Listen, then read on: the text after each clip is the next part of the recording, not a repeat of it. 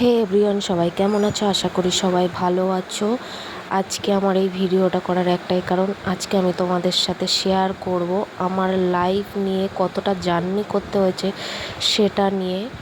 তো কেউ প্লিজ খারাপ মাইন্ডে নিও না, আর প্লিজ ভিডিওটা ভালো লাগলে অবশ্যই লাইক কমেন্ট শেয়ার করে দিও, সাবস্ক্রাইব অবশ্যই করে দিও। পরের পার্ট হয়তো এই ভিডিওটা অনেকটাই লং হবে, সেই কারণে পার্ট পার্ট করে আসবে, কেননা এই ভিডিওটা একবারে আনা সম্ভব না। তো আমার জার্নিটা ছিল ছোটোবেলায় বেশ ভালোই, খেলাধুলা সব কিছুই ভালোই চলছিল। বাট আমার সবথেকে জীবনের কাল হয়ে দাঁড়ালো, আমার বয়সটা তখন 16 বছর। তো কেউ আমাকে প্রপোজ করেছিল, আমি তাকে না করে দিই। বাট আমি এরকমটা কোনোদিনও ভাবতে পারিনি যে তাকে শুধুমাত্র না করে দেওয়ার জন্য সে আমার জীবনটাকে বরবাদ করে দেবে। পুরো একটা বছর আমার মার কাছে এসে, পার কাছে এসে কান্নাকাটি শুরু করে আমাকে বিয়ে করতে চায়, আমাকে ছাড়া বাঁচবে না। তো এরকম অনেক ধরনের কথা বলেছে, অনেক ঝামেলা অশান্তির পরে ঠিক আছে ওর বাবা আমাকে আশীর্বাদ করে গেল। আশীর্বাদ করার 6 মাস পরে ওর বাবাও পাল্টি খেয়ে যায়। ওর বাবাও বলে বিয়ে আর করাবে না। তো সেই ছেলে ওর বাবা মায়ের সাথে গন্ডগোল করে আমার বাড়িতে এসে ওঠে। তখন লোক লজ্জার ভয়ে আমার বাবা আমাকে বিয়ে দিতে বাধ্য হয়। 16+ তখন চলে আমার বয়স। তো যাই হোক, বিয়ের দিন রাত্রেবেলায় একটা ছেলে কিভাবে পাল্টি খায় সেটা আমি দেখলাম। যে টানা 1 বছর আমার পিছনে ঘোরার পরে, আর 1 বছর আমার বাড়িতে যাতায়াত করার পরে, 2 বছর ধরে আমাকে বিয়ে করার জন্য এত কিছু করে সে দিনে দিনে পাল্টি খায়। যখন তার বাড়িতে নিয়ে যায় আর ওর মা আমাকে বলে আমাকে মেনে নেবে না, তো আমাকে জোর জবরদস্তি ওর মার হাতে পায়ে ধরতে বলে। ওকে বলছে ওর মা ঘরে চলে আয়, তোর বউকে ছেড়ে দে। তো আমি তখন বললাম আমাকে ছেড়ে দাও। আমার বাবাকে অজস্র মানে গালিগালাজ করে নোংরা ভাষায় ওর বাড়ির লোক। তো আমি যখন হাত ছেড়ে চলে যাচ্ছি আমাকে বলছে তুই যদি এই বাড়ির থেকে আজকে চলে যাস তোর সাথে আর জীবনে সংসার করব না। তো আমি একটা কথাই বললাম, তখন আমি বিয়ে সম্বন্ধে অতটা বুঝতাম না। তো আমি বললাম ঠিক আছে আমি সংসার করব না, আর তোরও মুখ দেখব না, আমার হাত ছেড়ে দে। কিন্তু তবুও আমার হাত ছাড়বে না। ওর জানি না ওর মনে কি চলছিল, ওর হয়তো বা এটাই টার্গেট ছিল যে ও ওর বাবা মায়ের কাছে আমাকে মাথা নত করাবে। ঠিক আছে, পাড়ার লোক কিছু বলতেও পারছিল না। ঠিক আছে, তো ওর মা অনেক গণ্ডগোল অশান্তি করার পরে যখন দেখছে যে না এখন তুলতেই পারবো না, পাড়ার লোক লাস্টে বলল যে ঠিক আছে তুমি একটা কাজ করো, আপাতত তুমি গিয়ে তোমার বউকে নিয়ে শ্বশুরবাড়িতে থাকো।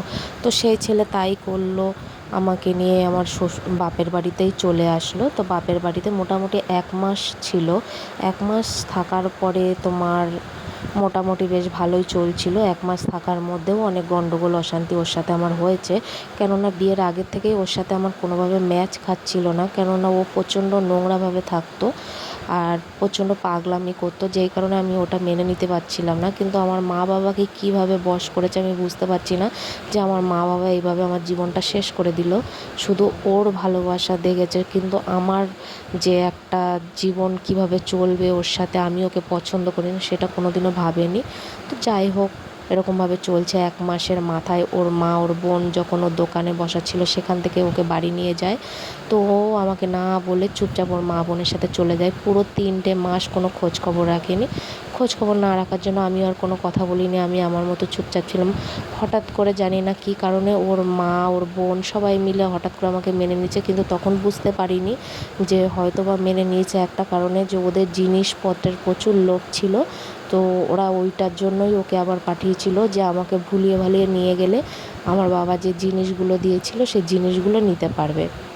আর আমি আমার বাবার একটা মেয়ে, সেটা যখন জানতে পারলো যে আমি আমার বাবার একটা মেয়ে, যা চাইবে তাই পেয়ে যাবে। ঠিক আছে, সেই কারণে আমাকে আবার জোর জবরদস্তি, আমি ঘর থেকে পালিয়ে গেছি সেখান থেকে আবার জোর জবরদস্তি আমাকে নিয়ে সংসার করানো হলো।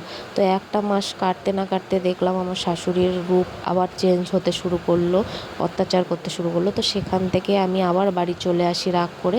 মানে আমি বাড়ি চলে আসিনি, ওই আমাকে দিয়ে গেছে, দিয়ে গিয়ে বলছে আমার সাথে সংসার করবে না। ঠিক আছে, ভালো কথা। তারপরে আবার 1 মাস পরে যখন মানে থানা পুলিশ সব কিছু করে যখন ওদের বাড়িতে আবার নিয়ে যায়, তখন আমি প্রেগনেন্ট হয়ে যাই। মানে আমার ছেলে আমার পেটে আসে। তো আমি 3 মাস ধরে, যেহেতু আমি বাচ্চা অতটা বোঝার মতো ক্ষমতা হয়নি, তো 3 মাস ধরে আমি বুঝতে পারিনি আমার পেটে আমার ছেলে আছে। তো 3 মাস ধরে জানি না অনেকে অনেক কিছু ট্রাই করে দেখেছে যে কেন আমার খাওয়া বন্ধ হয়ে যাচ্ছে, কেন এরকম আমার শরীর খারাপ হচ্ছে। তো রীতিমতো ওর মার পুরোপুরি সন্দেহ হয় যে আমি প্রেগনেন্ট আছি। যাই হোক, ওর মা হঠাৎ করে দেখছে আমাকে এনে ওষুধ এনে বলছে তুই এই ওষুধটা খেয়ে নে। তো আমি বললাম আমি কী কারণে ওষুধটা খাবো? তা বলছে তুই প্রেগনেন্ট আছিস তোর বাচ্চাটা নষ্ট করার জন্য। তো একটা মেয়ে যতই ছোট হোক, সে প্রথম সন্তান কোনো দিনই নষ্ট করতে চায় না। প্রথম মা হওয়ার যে অনুভূতিটা, সেটা কেউ নষ্ট করতে চায় না। তো আমিও চাইনি, আমিও বলেছি না আমি এই বাচ্চাটা রাখবো, আমি নষ্ট করব না। তো ওর মা রীতিমতো আমাকে জোর জবরদস্তি আমাকে ঠেসে শুইয়ে রেখে আমার মুখে ঠেসে ধরে আমাকে খাইয়ে দেয়। তো আমি সেটা বমি করে ফেলে দেই, কারণ সেটা আমার পেটে পর্যন্ত যায়নি। বাট তারপরে দেখলাম না, আমার শ্বশুর আমার পক্ষে আছে। আমার শ্বশুর অশান্তি করে, ঠিক আছে, আমাদেরকে বলে তুই আলাদা হয়ে যা, নাহলে তোর শাশুড়ি তোকে বাঁচতে দেবে না, তোর বাচ্চাকেও বাঁচতে দেবে না। ঠিক আছে, তো তারপরে দেখছি রীতিমতো আমরা আলাদা হইনি তবুও, কেননা একই জায়গায় থাকি, একই জায়গায় খাওয়া দাওয়া করি, সবার মুখ দেখাদেখি হবে, কেন আলাদা হব? হয়তো ভুল মানুষে করতেই পারে। তারপরে কিছু লোক আমাকে বলছে না, নাতি হয়ে গেলে ঠিক হয়ে যাবে, ও এখন এরকম করছে। ঠিক আছে, ভালো কথা, আমিও মেনে নিলাম তাই। কিন্তু দেখলাম অনেক দিন ধরে রাগ হলে থালা বাসন আমার মুখে ছুঁড়ে মারছে, আমাকে খেতে দেয় না ঠিক করে, আমাকে জামা কাপড় দেয় না। ঠিক আছে, আমাকে বৃষ্টির মধ্যে ভেজাতে, মানে জামা কাপড় ভেজা অবস্থায় পুরো দিনটা প্রেগনেন্ট অবস্থায় কাটিয়েছি। আমি সারা দিন সব কাজ করে রাখি, জল তুলে রাখি, অথচ কাজ থেকে এসে দেখছি নতুন করে আবার জল ফেলে দিয়ে জল এনে বলছে আমি সারাদিন শুয়ে বসে কাটাই। উঠোন ঝাড় দিয়ে রাখছি, উঠোন ঝাড় দিয়ে দেখাচ্ছে, বলছে আমি সারাদিন শুয়ে বসে কাটাই। ঠিক আছে, এরকম অনেক ধরনের অত্যাচার করেছে। বাট এই অত্যাচারগুলো কোনো দিনও তার ছেলেকে বুঝতে দেয়নি। তবে তার ছেলে সবসময় একটা কথাই আমাকে এসে বলতো, ওর ভীষণ ছেলের শখ ছিল। ঠিক আছে, তবে যখন আমি প্রেগনেন্ট তখন থেকে আমার স্বামী দেখলাম আমার পক্ষে ছিল। ঠিক আছে, ওর মা যখন কোনো কথা বলতো ও সেখানে সাপোর্ট করতো না ওর মার পিছনে। বাট সবথেকে বড় একটা জিনিস আমি যেটা দেখলাম, যে ওর বোন যখন আসে তখন ও আমার সাথে বিনা কারণে ঝামেলা করে, আমাকে নিচে নামিয়ে দেয়। আর সবথেকে বড় মানে খারাপ জিনিসটা যেটা দেখলাম, যে ওর বোন যখন আসে তখন ওর বোনকে নিয়ে ও খাটের উপরে ঘুমোয়, আর আমি 5 মাসের প্রেগনেন্ট অবস্থায় আমি ঠান্ডা মাটিতে নিচে গিয়ে শুয়ে থাকি।